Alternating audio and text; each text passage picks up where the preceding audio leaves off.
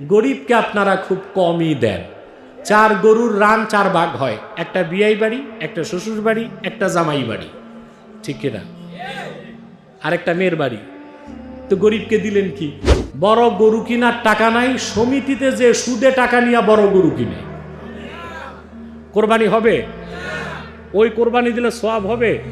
সোয়াব তো দূরে থাকি, ইমান নষ্ট হয়ে যাবে। এখন আসুন, আপনাদের একটা সমস্যা যে আপনারা কোরবানি করার সময় ইখলাসের অভাব থাকে, সহি নিয়তটা থাকে না আপনাদের। আপনারা কার চেয়ে বড় গরুকে কোরবানি দিবেন এই একটা কম্পিটিশন করেন, ঠিক কিনা?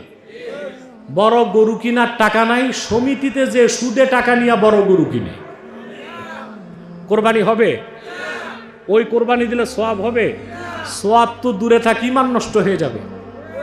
আপনার যতটুকু সাধ্য আছে হালাল পবিত্র টাকা দিয়ে আপনি ওই রকম কোরবানি করবেন। কিছু পারেন না, একটা বকরি কোরবানি করবেন, কারণ আপনার গোশত রক্ত কিছুই তো আল্লাহর কাছে যাবে না। যাবে কি?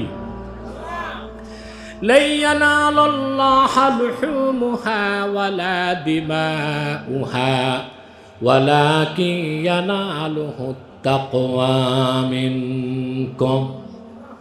কখনোই তোমাদের কোরবানির পশুর গোশত এবং রক্ত আল্লাহর কাছে পৌঁছবে না। যেটা পৌঁছবে সেটা হলো তাকওয়া। কি পৌঁছবে? নেক নিয়ত। কি পৌঁছবে? অথবা আপনারা যারা কোরবানির পশু কিনেছেন এখনো নিয়তে গড়বড় আছে, ঈদগাহ থেকে যাওয়ার আগে নিয়তটা ঠিক করে ফেলেন। পারবেন না ইনশাল্লাহ? 2, গোশত বন্টনের আদব হচ্ছে 3 ভাগ করবেন। নিজে 1 ভাগ রাখবেন, আত্মীয়কে 1 ভাগ দিবেন, গরিবকে 1 ভাগ দিবেন। গরিবকে আপনারা খুব কমই দেন। 4 গরুর রান 4 ভাগ হয়, একটা বিয়াই বাড়ি, একটা শ্বশুর বাড়ি, একটা জামাই বাড়ি, ঠিক কিনা, আরেকটা মেয়ের বাড়ি। তো গরিবকে দিলেন কি? না, অন্তত বছরে 1 বার গরিবকে গোশত খাওয়ার সুযোগ করে দিবেন। পারবেন না ইনশাল্লাহ? সবচেয়ে নফলের মধ্যে সবচেয়ে দামি আমলগুলোর একটা হচ্ছে গরিব মিসকিনকে খাওয়ানো।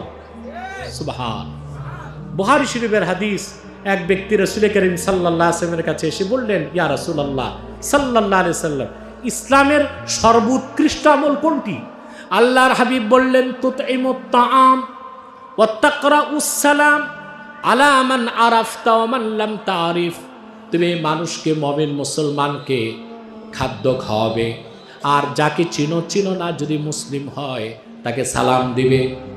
তাহলে গরিব, অভাবী, মিসকিন, ক্ষুধার্ত মানুষকে যদি আপনার কোরবানির গোশত দিয়ে সহযোগিতা করেন, মেহমানদারি করেন, সওয়াব অনেক বেড়ে যাবে। পারবেন তো ইনশাল্লাহ?